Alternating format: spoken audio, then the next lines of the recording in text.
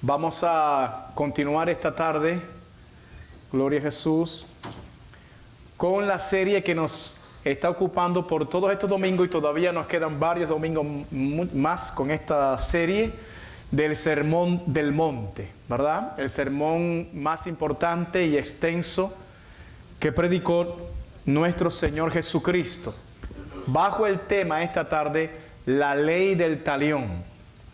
La ley del talión. Busquemos el Evangelio según San Mateo capítulo 5, versos del 38 al 42. Mateo capítulo 5, versículos del 38 al 42. Veremos hoy la ley del talión. Bien, leemos la palabra y dice: oísteis que fue dicho ojo por ojo y diente por diente. Pero yo os digo, no resistáis al que es malo. Antes, a cualquiera que te hiera en la mejilla derecha, vuélvele también la otra. Y al que quiera ponerte a pleito y quitarte la túnica, déjale también la capa. Y a cualquiera que te obligue a llevar carga por una milla, ve con él 2. Al que te pida, dale. Y al que quiera tomar de ti prestado, no se lo rehuses. Padre, en el nombre de Jesús, te damos gracias por tu santa palabra. Te estoy rogando, Señor, que sea tu Espíritu Santo hablando a la iglesia, Señor, y que esta palabra sea de edificación, que pueda tocar los corazones, Señor, que puedas hablar en una manera poderosa, oh Dios amado, a nuestras vidas. Sustenta, Señor, tu iglesia con tu santa palabra, en el nombre de Jesús, y confírmala abundantemente. Haz que tu Espíritu nos haga entender tus palabras, Señor, y tengamos el verdadero sentido de tus palabras. En el nombre de Jesucristo, amén y amén. Gloria a Jesús. No podemos olvidar, amados hermanos, que estamos en una sección del Sermón del Monte donde se nos muestra la relación de nuestro Señor Jesucristo con las enseñanzas del Antiguo Testamento. Jesucristo había dicho: no penséis que he venido para abrogar la ley o los profetas y los profetas. No he venido para abrogar, dijo él, sino para cumplir. Las enseñanzas del Señor se ajustaban claramente a todo lo que decía el Antiguo Testamento, pero al mismo tiempo estaban en total desacuerdo con las interpretaciones que los escribas y fariseos tenían acerca de la ley, ¿verdad? Es por eso que el Señor en esta parte del sermón ilustra a través de 6 ejemplos el error de interpretación de los escribas y fariseos. Y es por eso que notamos vez tras vez la frase que dice: oíste que fue dicho, pero yo os digo. Hasta aquí nosotros hemos visto 4 ejemplos. Y hoy abordaremos el 5º ejemplo. Un ejemplo muy controversial, porque no solamente los fariseos habían interpretado mal la ley del talión, sino que muchos cristianos han interpretado mal las palabras de Cristo en este pasaje bíblico. Por lo tanto, trataremos hoy, con la gracia del Señor, de explicar el verdadero sentido de las palabras de Cristo en este pasaje bíblico. Mateo capítulo 5, verso 38. Fíjense cómo comienza esta porción. Oísteis que fue dicho ojo por ojo y diente por diente. Ojo por ojo y diente por diente. Esta frase es parte de la ley del talión referida por Moisés en sus escritos. Pero como hasta aquí ha demostrado nuestro Señor, nuevamente los escribas y fariseos torcieron las escrituras. Pero para que tengamos una mejor comprensión de este pasaje bíblico, vamos a ver, amados hermanos, en primer lugar, qué es lo que realmente decía la ley. Vamos allá para poder ver qué es lo que dice la Escritura. ¿Cuál es el contexto donde fue dada la ley del talión? Éxodo capítulo 21, versículos del 22 al 25, Éxodo 21, del 22 al 25 dice: si algunos riñeren e hirieren a una mujer embarazada y ésta abortare, pero sin haber muerte, serán penados conforme a lo que les impusiere el marido de la mujer y juzgaren los jueces. Mas si hubiere muerte, entonces pagarás vida por vida, ojo por ojo, diente por diente, mano por mano, pie por pie, quemadura por quemadura, herida por herida, golpe por golpe. Como ustedes ven, nos encontramos aquí en un ejemplo específico, ¿verdad? ¿Qué pasaría si alguien daña a una mujer que está embarazada y a su criatura? ¿Qué pasa en un caso como ese? Bueno, esta ley que nos dice Moisés aquí establece el castigo apropiado para este tipo de delito. De esta manera, el bienestar de la mujer embarazada queda así protegido por esta ley, de modo que un maltrato negligente constituye una negligencia criminal. Fíjense que yo estoy hablando de palabras legales, técnicamente legales, que se usan en un juicio, ¿verdad? Noten, hermanos, que digo esto porque este caso, según dice la Escritura, debía llevarse ante los jueces. Ante los jueces. Por tanto, eran los magistrados los encargados de impartir justicia en un caso como este. De manera que la ley del talión era aplicable solamente en el contexto de los magistrados, es decir, de la justicia legal. De ninguna manera Dios estaba estableciendo aquí la venganza personal. No. Esta ley era aplicada solamente por los magistrados, por los jueces. Solamente, ¿verdad? Ahora, ¿qué es la ley del talión? Bueno, se denomina así a un principio jurídico de justicia retributiva, en la que la norma imponía un castigo que se identificaba con el crimen cometido, obteniendo la reciprocidad. Bueno, ¿y qué es eso? Le voy a explicar. Esta ley, ¿verdad?, de vida por vida, ojo por ojo, diente por diente, quemadura por quemadura, todo eso, esa ley del talión buscaba establecer una reciprocidad entre el daño recibido en un crimen y el daño producido en un castigo, ¿verdad?, siendo así el límite de la venganza. Es decir, que no podía pasarse más allá de lo que estaba atribuido para corregir al malhechor. Fíjense, vamos a seguir abundando un poco más. Levítico 24, verso 19 al 20. Levíticos 24, verso 19 al 20. Dice: y el que causare lesión en su prójimo, según hizo, así le sea hecho. Rotura por rotura, ojo por ojo, diente por diente. Según la lesión que haya hecho a otro, tal se hará a él. Fíjense, hermano, la ley del talión establecía el principio de que el castigo debía ajustarse al tipo de crimen, pero no excederlo. El castigo no podía ser superior, ¿verdad? No podía ser superior. Tenía que ajustarse. Tenía que haber un equilibrio entre el crimen cometido y el castigo que se imponía. Esta ley del talión era dada para alentar el castigo apropiado a un criminal en casos en los que podría haber una tendencia a ser demasiado suave o demasiado estricto. Dios quería que se fuera justo. Ojo por ojo, diente por diente, vida por vida. Deuteronomio 19, verso 16 al 21, dice: cuando se levantare testigo falso contra alguno para testificar contra él, entonces los dos litigantes se presentarán delante de Jehová y delante de los sacerdotes y de los jueces que hubieren aquellos días. Y los jueces inquirirán bien, y si aquel testigo resultare falso y hubiera acusado falsamente a su hermano, entonces haréis a él como él pensó hacer a su hermano.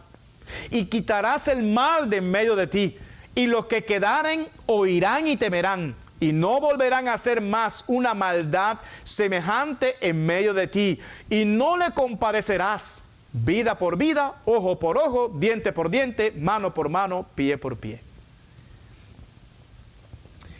Si algún testigo falso, según este texto, hermano, se levantaba contra su hermano y lo acusaba falsamente, los jueces harían con él como él pensó hacer con su hermano. Los jueces debían quitar ese mal del pueblo para que los demás temieran. Ellos no debían tener compasión en tal caso. Debían erradicar ese mal de raíz de medio del pueblo. Fíjense que le dice, y no le compadecerás. Le dicen a los jueces, vida por vida, ojo por ojo, diente por diente, mano por mano y pie por pie. Ahora, fíjense que todo esto, esta ley del talión fue dada en un contexto únicamente de los magistrados, de los jueces, en un caso donde habían litigantes, ¿verdad? Pero delante de los jueces, y solo los jueces podían aplicar tal ley. Ahora, pero ¿cómo interpretaban entonces nuestros queridos fariseos la ley del talión? ¿Cuál era su visión acerca de esto? Bien, ellos entendían la ley del talión como un permiso dado por Dios para ejecutar la venganza personal. Fíjense, como nosotros hemos visto, la realidad es que esta ley era solo aplicable por los magistrados, por los jueces. Pero ellos, los fariseos, sacaron esta ley de los magistrados y la llevaron a los ciudadanos comunes. Es decir, cualquiera podía levantarse y aplicar por su mano la justicia. Ojo por ojo, diente por diente, me hiciste y te hago, ¿no? Ahora, ¿qué provocaba entonces esta falsa enseñanza de los fariseos y los escribas entre el pueblo? Bueno, en primer lugar, se violaba lo que Dios había establecido. Porque eso no era lo que Dios había dicho que se hiciera, ¿cierto? No era el contexto. Ellos lo sacaron de los tribunales, lo sacaron de los magistrados y le dijeron al pueblo, todos pueden aplicar esa ley. No, no era lo que Dios había establecido. Y en segundo lugar, se generaba un espíritu vengativo en el pueblo. Los escribas y fariseos animaban a las gentes a tomar la justicia por su mano, a vengarse ellos mismos con todos los males que esto conlleva. Mis amados, el espíritu vengativo, el corazón lleno de resentimiento, de odio, de deseo de venganza personal, genera desprecio por la otra persona, genera una falta de amor, genera falta de perdón en el corazón. Hermanos, eso es como el espíritu vengativo, ese corazón con deseo de venganza personal, es como una bomba de tiempo que en cualquier momento puede estallar, hermano. En cualquier momento. Es como un cáncer que va corroyendo por dentro la persona en todo su ser, sus emociones, sus pensamientos, su decisión. Todo lo va corrompiendo hasta que un día estalla y hace una locura. Es por eso que la ley del talión fue dada solo en el contexto de los jueces de Israel, ¿verdad? Una ley equitativa. Una ley era una norma para que ellos pudieran aplicar justicia, para que ellos supieran lo que debían hacer cuando venían dos litigantes delante de ellos. Una ley que tenía límites, ¿verdad? Pero nunca fue la voluntad de Dios que el pueblo ejecutara la venganza por su mano. La Biblia establece muy claramente que la venganza es del Señor. La venganza no es de nosotros, la venganza es del Señor. Proverbios capítulo 20, verso 22 dice, no digas, yo me vengaré. Espera a Jehová y Él te salvará. Proverbios 24, 29 dice, no digas, como me hizo, así le haré. Daré el pago al hombre según su obra. Levítico 19, 18 dice, no te vengarás ni guardarás rencor a los hijos de tu pueblo, sino amarás a tu prójimo como a ti mismo, yo Jehová. Fíjese, hermano, hasta dónde llega el alcance de estas palabras, que Dios no solamente prohíbe que tú te vengues, sino dice, ama a tu prójimo, ámalo como a ti mismo. Ese es el mandato de Dios. Deuteronomio 32:35 dice, mía es la venganza y la retribución. A su tiempo su pie resbalará, porque el día de su aflicción está cercano y lo que les está preparado se apresura. Pero ¿quién está hablando ahí? Dios. Dice Dios, es mía la venganza. Es mía la justicia. Cuando hablo de venganza, no es la venganza que nosotros entendemos, ¿no? El deseo de destruir a alguien, no. La venganza de Dios se llama justicia. Él es un Dios justo. Amén, hermano. Y Él dice, eso no te corresponde a ti. Eso no está en tus facultades, dice Dios. Esa es mi facultad. Y a las personas a las cuales yo he delegado autoridad para que hagan eso. Dice, mía es la venganza y la retribución. Amados, lo que Dios había ordenado al pueblo era que amaran al prójimo como a sí mismo. Eso es lo que realmente Dios había ordenado, que amaran al prójimo como a sí mismo, pero nunca que se vengaran ni tomaran la justicia por sus manos. Eso era un asunto exclusivo de los magistrados, de los jueces de Israel. Ellos eran la autoridad dada por Dios para ejecutar su venganza o su justicia en los malhechores. Y es el mismo principio que encontramos en el Nuevo Testamento según el apóstol Pablo. Romanos capítulo 13, versos del 1 al 4. Mire lo que dice el apóstol aquí. Sométase toda persona a las autoridades superiores, porque no hay autoridad sino de parte de Dios, y las que hay por Dios han sido establecidas.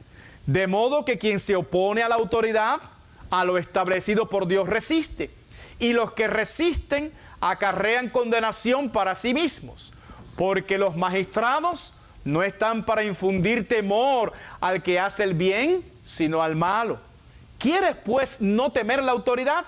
Haz lo bueno y tendrás alabanza de ella, porque es servidor de Dios para tu bien. Pero si haces lo malo, teme, porque no en vano lleva la espada, pues es servidor de Dios, vengador para castigar al que hace lo malo. Entonces entendamos, hermanos, que la venganza no puede estar en nuestras manos. Dios no nos ha dado esa facultad. Alabado sea Dios. La venganza es del Señor. El juicio es del Señor. Y esta ley del talión estaba únicamente dada en el marco de los jueces de Israel. Una ley, una norma para que ellos supieran lo que debían hacer. Incluso ellos mismos estaban limitados porque no podían poner un castigo excesivo y tampoco por debajo. Dice, ojo por ojo, diente por diente, vida por vida, quemadura por quemadura, etc. Rotura por rotura. O sea, era algo equitativo. Amén, hermano. De manera que los fariseos, una vez más, habían torcido las escrituras. Pero, ¿qué enseñó Jesús acerca de este asunto? ¿Qué enseñó el Señor? Bueno, Jesucristo confrontó a los judíos de su época por sacar esa ley de las cortes y usarla para propósitos de venganza personal. Mateo 5:39 dice, pero yo os digo, dice el Señor, no resistáis al que es malo. ¿Qué dice el Señor? No resistáis al que es malo. Antes, a cualquiera que te hiera en la mejilla derecha, vuélvele también, ¿qué cosa? La otra. Fíjense la frase que dice el Señor, no resistáis al que es malo. La voluntad de Jesús, amados hermanos, es que seamos libres del espíritu de venganza personal. Lo voy a repetir porque eso es importante. Porque esto es el centro del asunto.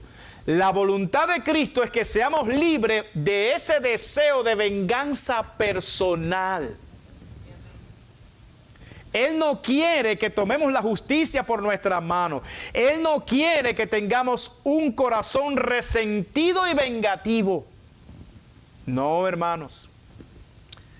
Pero se hace necesario hacer alguna aclaración aquí. Porque yo sé que ustedes están más centrados quizás en el detalle de la mejilla que en la idea principal. Y están deseosos de que yo llegue a esa parte. Pero yo quiero que ustedes, amados hermanos, entiendan el principio que envuelve estos ejemplos que pone el Señor ahí, porque Él puso como 4 ejemplos prácticos aquí, ¿verdad? Pero más que esos ejemplos prácticos, yo quiero que ustedes vean el espíritu que hay detrás de esos ejemplos. O sea, ¿qué es lo que nos quiere decir el Señor realmente con todo eso? Bueno, Él nos quiere librar a nosotros de un espíritu vengativo, de un corazón rencoroso y falta de perdón. Nos quiere librar el Señor de eso. No quiere que tomemos la justicia por nuestras manos. Entonces, pero eso que aparece ahí de ninguna manera significa que no podemos enfrentar la maldad. Oiga bien, de ninguna manera el Señor nos quiere decir aquí que no nos paremos por la justicia. No, no es eso lo que el Señor trata de decirnos aquí. Estas palabras de Cristo no son una prohibición general para resistir al mal. El cristiano debe resistir al mal porque Dios resiste al mal. El cristiano debe resistir el mal, amados hermanos, porque su Dios lo hace. No debemos hacernos lo de la vista gorda cuando vemos alguna injusticia grande e importante. No, hermanos. Mateo 18, verso 15 dice, por tanto, si tu hermano peca contra ti, dice, ve y repréndele. ¿Se da cuenta, hermano? Ve y repréndele, estando tú y él, ¿qué cosa? Solos. Si te oyeren, ¿qué pasa? Has ganado a tu hermano. Entonces, ¿se puede resistir lo malo, sí o no? Sí. Sí, hay casos que sí, se tiene que resistir lo que es malo, se tiene que enfrentar. No olvidemos, amados, que el propio Jesucristo se armó de un látigo, ¿verdad? Y volcó las mesas de las cambistas en el templo y lo sacó para afuera del templo. Y mi casa es casa de oración y no cueva de ladrones como ustedes lo han hecho. Él resistió al mal en ese caso. Pero ahora le voy a poner un ejemplo que les va a abrir los ojos a muchos. En Juan capítulo 18, versículo 22 al 23. Juan 18, del 22 al 23. Cuando Jesús hubo dicho esto, uno de los alguaciles que estaba allí le dio una bofetada, diciendo, ¿así respondes al sumo sacerdote? Ah, pero Jesús no le puso la otra mejilla.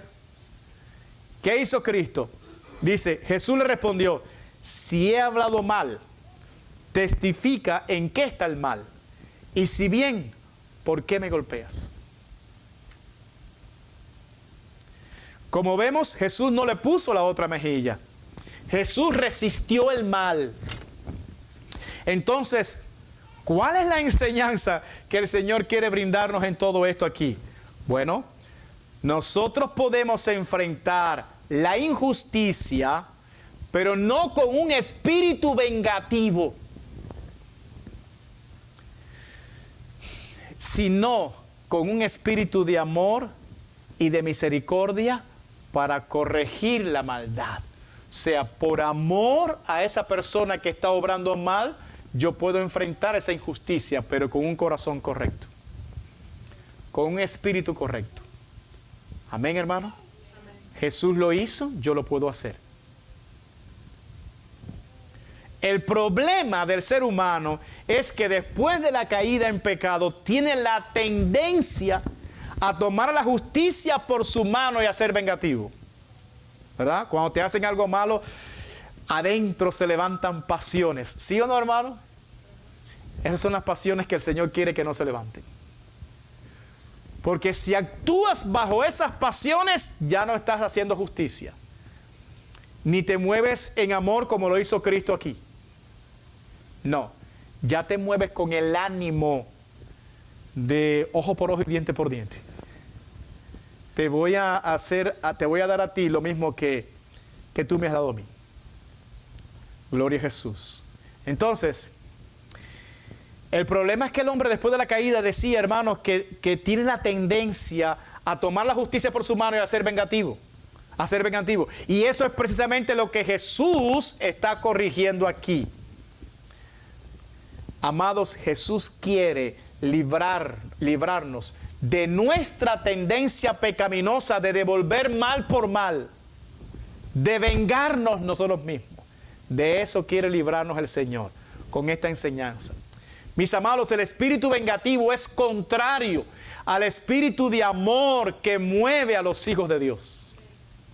Bajo ninguna circunstancia debemos actuar con resentimiento contra otra persona, no importa lo que nos haya hecho.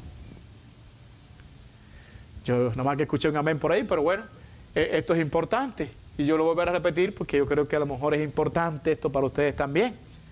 Bajo ninguna circunstancia debemos actuar con resentimiento contra otra persona, no importa lo que esa persona nos haya hecho. Si somos cristianos, no nos puede mover ese espíritu vengativo. No es lo mismo amonestar o corregir a alguien movido por un espíritu de amor que descargar nuestra ira contra esa persona porque nos hemos sentido agraviados con ella. Me las paga. Me dijo tal cosa, se la tengo guardadita aquí. Tú verás. Él viene. Él viene a tomar café, tú verás lo que le voy a echar en el café. Alabado sea Dios. De eso nos quiere librar Cristo a nosotros. Amén, hermano. Amén. Alabado sea Dios. Si somos cristianos, repito, hermanos, no es lo mismo que yo pueda amonestar a una persona por el bien de su alma con un espíritu correcto. ¿Qué dice la Biblia? Con misericordia y verdad se corrige, ¿qué cosa? El pecado. Con misericordia y verdad hay que corregirlo, claro, pero con misericordia y verdad, no con un espíritu vengativo. Nosotros recordamos el ejemplo de Cristo cuando le hicieron todo lo que le hicieron, llega a la cruz y lo primero que dice que es: Padre, perdónalos, porque no saben lo que hacen. Así obra el cristiano. Así actúan los hijos de Dios. Padre, perdónalos, porque no saben lo que hacen. Una cosa es defender la justicia y la verdad de Dios, pero otra cosa muy diferente es defender nuestra reputación, defender nuestro yo. Me ofendieron. A mí, que soy el san yo. El más elevado querubín que hay, me ofendieron. Alabado sea Dios. Hermano, ¿por qué exigimos tanto nuestros derechos? ¿Por qué nos importa tanto nuestra reputación? ¿Por qué nos hiere tanto este asunto? Porque somos seres caídos y porque no somos pobres en espíritu. ¿Usted recuerda cómo fue que el Señor comenzó este sermón? Las primeras palabras de Cristo. Él dijo: bienaventurados los pobres en espíritu, porque de ellos es el reino de los cielos. Y el problema de la gente es que no reconoce que son pobres en espíritu, que no reconocen su gran necesidad de Dios, porque todavía no han sido alumbrados en sus corazones para conocer la realidad de su vida y la realidad de quién es Dios.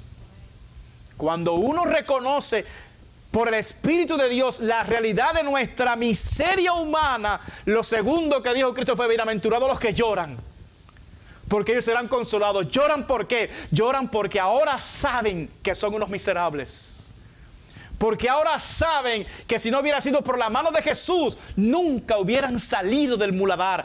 Y que si no es la mano de Jesús que los sostiene, siguen en el muladar. Entonces, cuando no entendemos estas cosas, tenemos un alto concepto de nosotros mismos. Nos creemos el querubín más elevado. A mí, nada más que a mí me dijeron tal cosa. ¿Tú sabes lo que es eso? Yo que... Y empiezan a enumerar ahí todas las cosas que ellos se creen. Ah, pero si fuera un pobre en espíritu, sabe que no tiene derecho. Sabe que qué te pueden decir o qué te pueden hacer mayor que lo que tú le hiciste a Cristo. Y el Señor dice que nosotros estábamos en el muladar. Y yo les recuerdo, yo sé que a algunas personas no les gusta esto, pero es bíblico. Estábamos en el muladar. ¿Y qué es el muladar? El lugar donde se ponía la basura.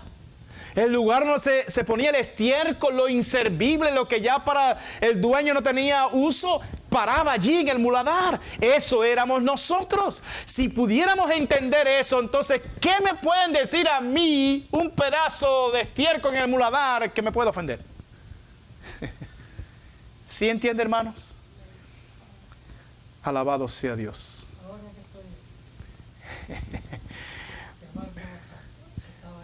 Estaba allá abajo. El problema es que todavía tenemos un concepto muy elevado de nosotros mismos. El problema es que tenemos un yo muy vivo todavía. No estamos muertos. No, todavía estamos vivos. Nos tocan y reaccionamos. Ese es el problema, hermano. Ese es el problema.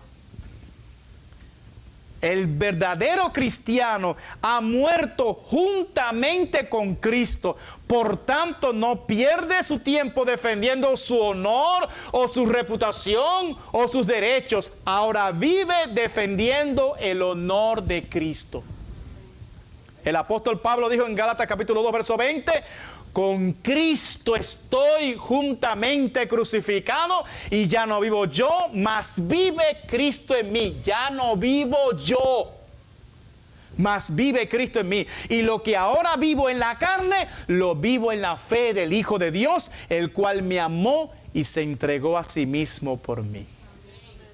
¿Me puede decir lo que tú quieras? Que yo estoy muerto. Puedes hacer lo que tú quieras, yo estoy crucificado juntamente con Cristo. Amén, hermanos. El cristiano no debe tener un espíritu vengativo porque ha muerto a sí mismo y ahora vive solo para Dios. Yo pensé que iban a decir amén, hermano. No me dejen solo. Solo para Dios es que vive. Segunda de Corintios capítulo 5 verso 15. Y por todos murió, para que los que viven ya no vivan para sí, sino para aquel que murió y resucitó por ellos. Entonces no defiendas tu reputación, ni tu honor. Tú vives para Cristo, no para ti. ¿Qué importa lo que te digan? ¿Qué importa lo que hagan contra ti? ¿Qué importa? Lo que importa es la gloria de Cristo. Lo que importa es el honor de Cristo, la reputación de su nombre. Eso es lo que importa, no el tuyo. La Biblia dice que somos un gusano, que somos menos que nada. Y que todas nuestras justicias son como trapos de inmundicia. Amén, hermano. Amén. Alabado sea Dios. Ahora, ¿qué debemos hacer entonces cuando nos agreden, cuando nos quieren dañar, no solo físicamente, sino también a nuestras posesiones o a nuestra reputación o a nuestros derechos? ¿Qué hacemos entonces? Bueno, Jesús pone aquí unos ejemplos prácticos que nos ilustran lo que debemos hacer. Pero más allá, repito, de estos ejemplos prácticos, debemos ver el espíritu detrás de estas palabras. ¿Cuál es el principio que el Señor quiere enseñarnos con estos ejemplos? Eso es lo importante, hermano. A la luz de todo lo que hemos visto hasta aquí, yo creo que se nos hace fácil entender ahora lo que Jesús quiso decir con estos ejemplos prácticos, ¿verdad? Mateo 5:39. Pero yo os digo, no resistáis al que es malo, antes a cualquiera que te hiera en la mejilla derecha, vuélvele también la otra. Bien, como cristianos, estamos expuestos incluso a ser agredidos físicamente hablando. Pero fíjense que la agresión que habla el Señor aquí no es una agresión letal que atente contra tu vida, es sencillamente una bofetada, ¿verdad? Pero aún así daña el honor y daña la reputación de la persona que es afligida, daña la dignidad. Ahora, lo que el Señor nos está enseñando aquí no es que literalmente si te dan una mejilla, tú pongas la otra para que te den la otra bofetada. No, hermanos. No, no es eso lo que el Señor enseña, porque yo sé que algunos están preocupados aquí con eso. No, no es eso. Usted no puede poner la otra para que el que está haciendo lo malo vuelva a hacer lo malo. No, no. Lo que el Señor nos enseña aquí es que debemos sufrir el agravio y no tratar de vengarnos por nosotros mismos. Esa es la idea. Esa es la idea. Sufre el agravio, pero no te vengues tú por ti mismo. Por supuesto que este principio no se aplica para todos los casos, para todas las cosas que nos pasan en la vida. No, por ejemplo, si un hombre malo entra a tu casa en la noche y quiere violentar a tu esposa y a tus hijas, tú no vas a decir, bueno, no, déjame poner la otra mejilla para que tú sigas obrando ahí. No, tú no vas a hacer eso. Tú tienes la obligación de defender tu familia y de resistir ese mal. Amén, hermanos. Alabado sea Dios. Ahora, por tanto, lo que Cristo enseña aquí es que debemos tener la capacidad de soportar aún el agravio físico por causa de nuestra fe. Y ser libres, de paso, del espíritu de venganza. Por causa de ser cristianos, podemos padecer un sufrimiento físico. Debemos estar dispuestos a soportarlo y a no vengarnos por nosotros mismos. Primera de Pedro capítulo 4, versos 15 y 16. Así que ninguno de vosotros padezca como homicida o ladrón o malhechor o por entremeterse en lo ajeno. Pero si alguno padece como cristiano, no se avergüence, sino glorifique a Dios por ello. Hermanos, ¿cuántos cristianos han sido golpeados por causa de su fe? Ahora mismo, ¿en cuántos lugares hay cristianos que están siendo maltratados por causa de su fe? El Señor dice, no tomes la venganza por tu propia mano. La venganza es mía, yo voy a dar el pago. Quiero que tu corazón, aún en ese extremo, sea libre de un espíritu de venganza y de rencor, para que puedas representar dignamente a Cristo. El honor de Jesús. Amén, hermano. Mateo capítulo 5, verso 40. Y al que quiera ponerte a pleito y quitarte la túnica, déjale también la capa. La túnica y la capa eran las vestiduras comunes de un judío. La capa era para cubrirse del frío y servía como una manta. Por eso es que, hermanos, esa capa estaba protegida por la ley. O sea, que si iban a la ley, tú podías quizás demandarle otra cosa, pero no la capa. La capa no, estaba protegida por la ley. En algunas ocasiones, hombres malos podían llevar a otros hombres a una corte, aún para privarle de sus túnicas. No de las capas, de sus túnicas. Por lo tanto, lo que Cristo quiere enseñarnos aquí es que, aunque seamos llevados ante la justicia, no nos empeñemos tanto en defender nuestros derechos. Nosotros tenemos un abogado que nos defiende. Claro está, si lo que está en riesgo es todo tu patrimonio familiar, ¿verdad? En ese caso, no debes dejar que te lo quiten. Escuche bien. El Señor no está diciendo aquí que que si te quieren quitar la casa, bueno, deja también los muebles y el carro. No, no es eso lo que el Señor está diciendo aquí. Él está hablando simplemente de un vestido, o sea, algo menor. Algo menor. ¿Está escuchando, hermano? Mis amados, no se desgasten por cosas que no tienen una gran importancia. ¿Ya entiende, hermano? Hay un dicho por ahí que dice, a veces perdiendo se gana. Entonces hay cosas, hermanos, que no son de tanto valor y que a veces es mejor soltarlas. A veces es mejor perderlas para que tu corazón no se vaya detrás de un mal mayor. ¿Está entendiendo, hermano? Gloria a Jesús. Debemos tener sabiduría de Dios para entender que hay cosas que tienes que dejarla ir. Pero hay otras cosas que sí tienes que defenderlas. Debemos ser sabios para decidir cuándo actuar y cuándo no. El Señor trata de llamar la atención aquí sobre las personas que siempre quieren defender sus derechos, aunque sea un vaso de agua.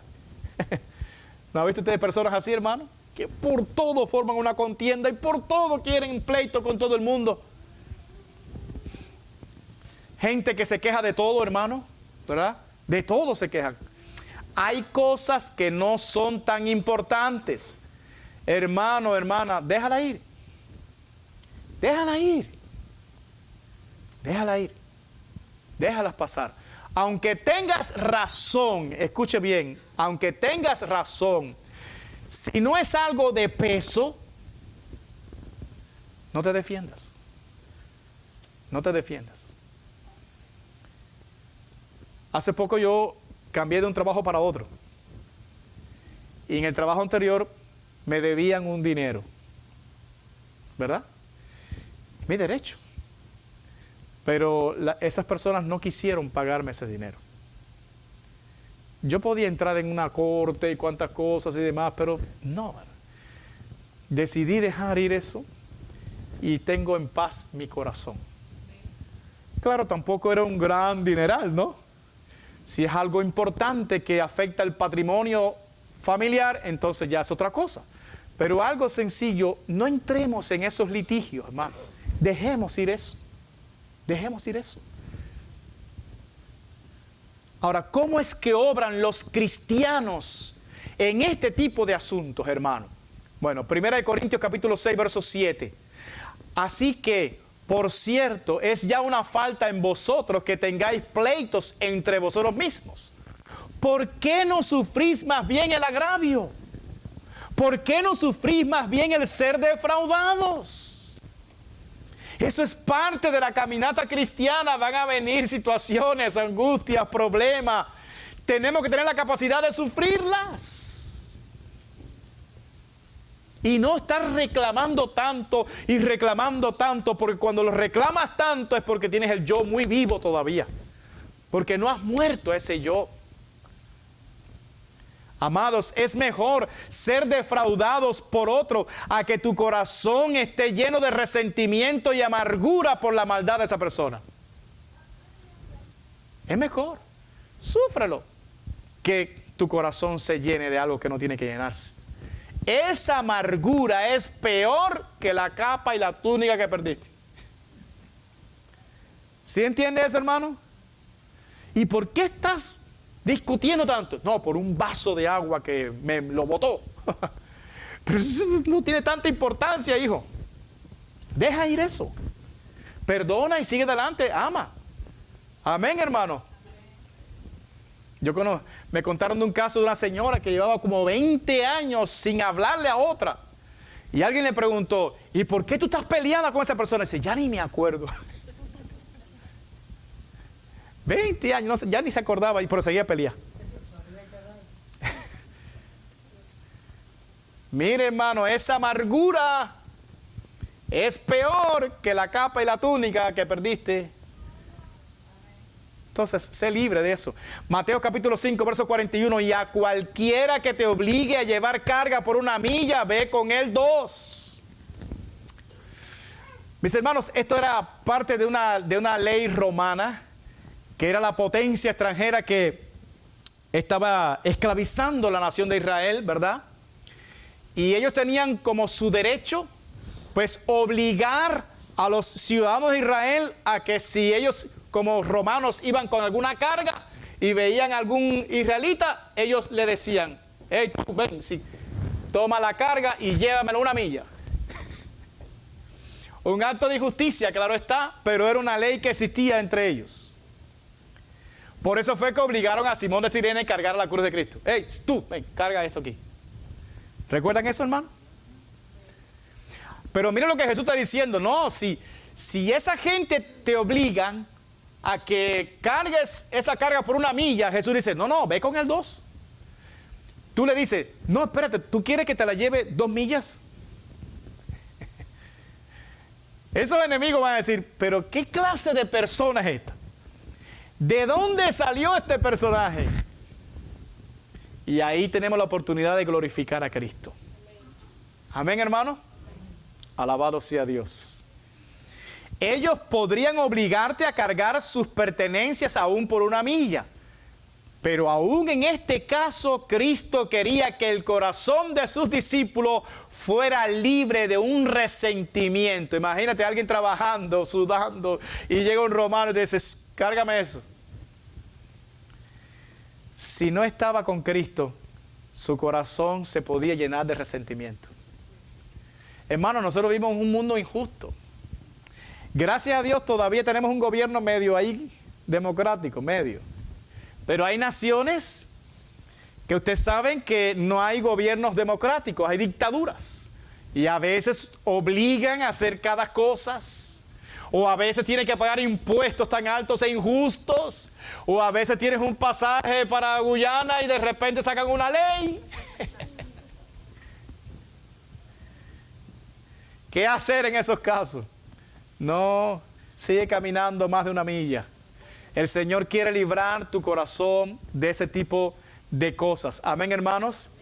En otras palabras, lo que Jesús estaba diciendo, si ya tienes que hacer las cosas porque te obligan, hazlo, pero con buena actitud. Hazlo, pero con una buena actitud, porque el Señor quiere cuidar tu corazón. Amén, hermano. Primera de Pedro, capítulo 2, verso 18. Atiendan bien aquí, hermanos. Dice, criados, estad sujetos con todo respeto a vuestros amos. Escuche. No solamente a los buenos y afables, sino también a los difíciles de soportar. ¿Cuántos jefes por ahí que son difíciles de soportar? Pero ¿qué se nos manda a nosotros aquí como creyentes, como cristianos, hermanos? Dice que tenemos que estar sujetos a ellos con todo respeto.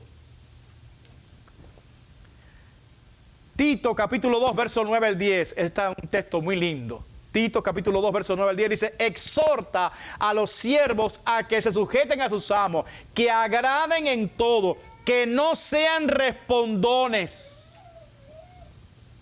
no defraudando, sino mostrándose fieles en todo, para que en todo adornen la doctrina de Dios nuestro Salvador. Hermanos, para que no se eche por tierra ni a Cristo ni a la palabra de Cristo. Amén, hermanos. Porque donde quiera nosotros representamos a Cristo y a su reino. Alabado sea Dios. Mis amados, que tus jefes vean en ti la gracia del Señor que te ha liberado del pecado. Que puedan ver en tu actitud a Cristo Jesús. Aún las hermanas que están casadas con hombres difíciles de soportar y malos, aún esas bellas hermanas van a tener que caminar la segunda, la tercera, hasta la cuarta milla también. Alabado sea Dios. Pobre de esos hombres malos, le darán cuenta a Dios. Pero usted adorne la doctrina de Cristo con su buena actitud. Amén. Mateo 5:42, al que te pida, dale, y al que quiera tomar de ti prestado, no se lo rehuses.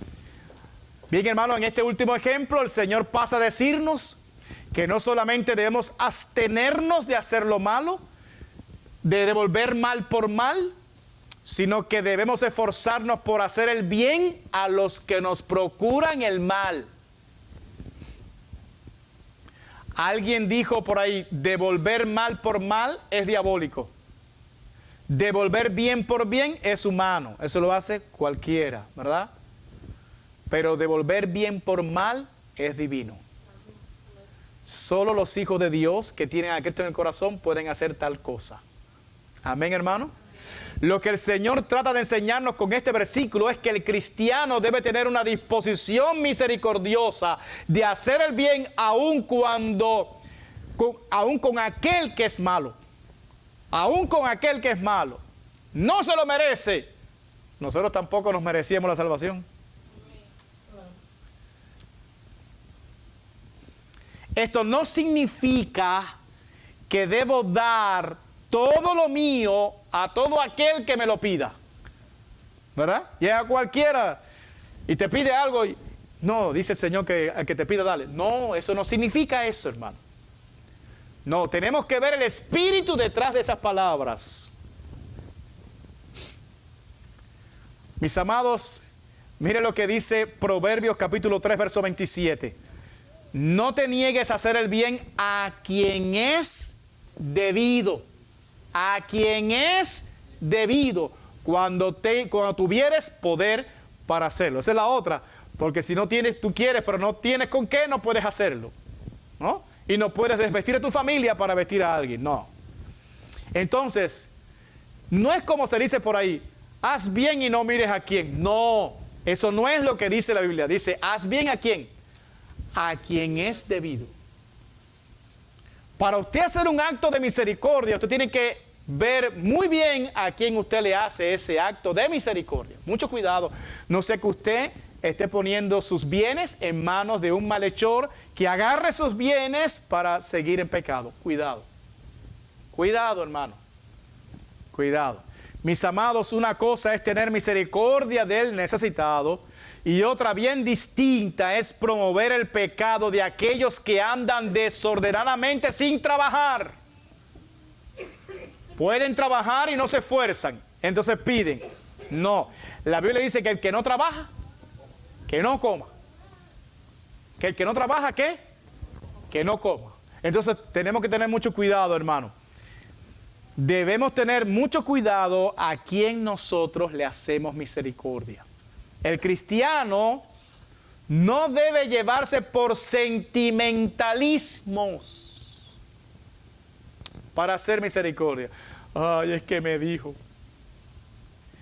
que se le murió el perrito. No tiene con qué enterrarlo. Era el perrito de la familia. Y te cuentan una historia, hermano, porque son actores. Y a él se le mueve el corazón. Y allá tú vas a soltar lo único que tenías para tu familia, porque por pobrecito. No, hermanos, eso es sentimentalismo barato. No, no se mueva por eso. Cuidado. Debemos ser muy juiciosos a la hora de hacer misericordia. Fíjese, Salmo 112, verso 5. El hombre de bien tiene misericordia y presta, gobierna sus asuntos ¿con qué? Con juicio, con cabeza fría. El tema no con el corazón, ay, el sentimiento, me removió los sentimientos. No, no, no, no, no. Con cabeza fría. Amén, hermano. Amén. Hay que pensar bien. Yo puedo tener un acto de misericordia con una persona, quizás que no conozca mucho y demás, un acto, un evento, un día. Cuidado. Si usted ve que está allí con droga y demás, no. Alguien que te pida para comer, tú le dices, ¿tú quieres comer? Sí, ven, yo te compro la comida. Si le das el dinero, cuidado, hermano.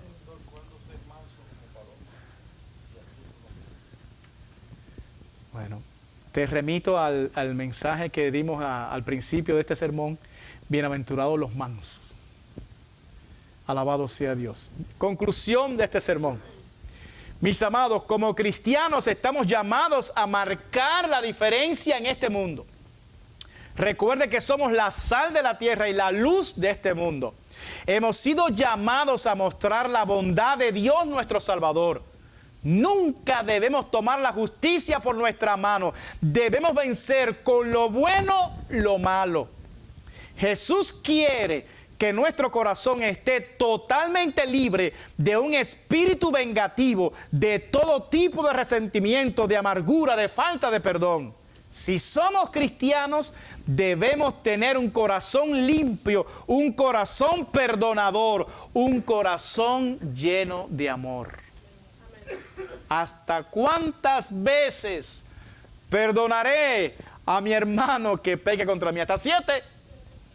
No te digo hasta 7, sino aún hasta 70 veces 7. Siempre tener la disposición de corazón de perdonar. De la manera que Cristo nos perdonó a nosotros, así debemos perdonar nosotros a todos los hombres. A todos. La Biblia dice en Mateo capítulo 6, versos 14 al 15, porque si perdonáis a los hombres sus ofensas, os perdonará también a vosotros vuestro Padre Celestial. Mas si no perdonáis a los hombres sus ofensas, tampoco vuestro Padre os perdonará vuestras ofensas. Y voy a culminar este mensaje con la siguiente cita bíblica. Romanos capítulo 12, versos 17 al 21. No paguéis a nadie mal por mal. Procurad lo bueno delante de todos los hombres. Si es posible, en cuanto dependa de vosotros, estad en paz con todos los hombres.